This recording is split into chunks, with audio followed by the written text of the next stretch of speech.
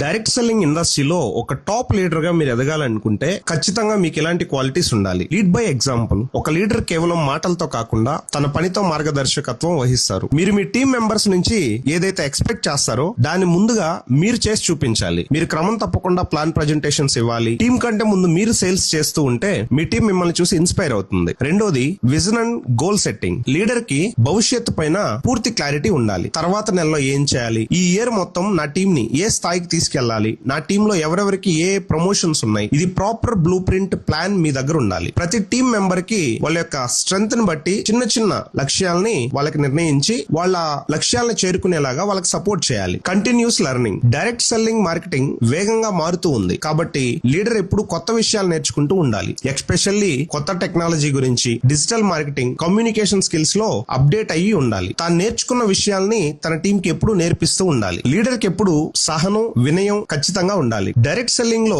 ఎన్నో రిజెక్షన్స్ వస్తూ ఉంటాయి. అటువంటప్పుడు టీం కుంగిపోకుండా వాళ్ళకి ధైర్యం చెప్తూ ఉండాలి. ఎంత ఎదిగినా ఒదిగి ఉంటూ టీం మెంబర్ సమస్యల్ని ఓపిక్ గా వినడం లీడర్ యొక్క గొప్ప లక్షణం. Effective communication. టీమ్ తో ఎప్పుడు టచ్ లో ఉండాలి. కంపెనీ అప్డేట్స్, కంపెనీ లాంచ్ చేసే కొత్త ఆఫర్స్ గురించి వెంటనే సమాచారం అందించాలి. టీం మెంబర్స్ తో మాట్లాడేటప్పుడు వాళ్ళని ఎప్పుడు కూడా అప్రిషియేట్ చేస్తూ మాట్లాడాలి. Integrity and ethics.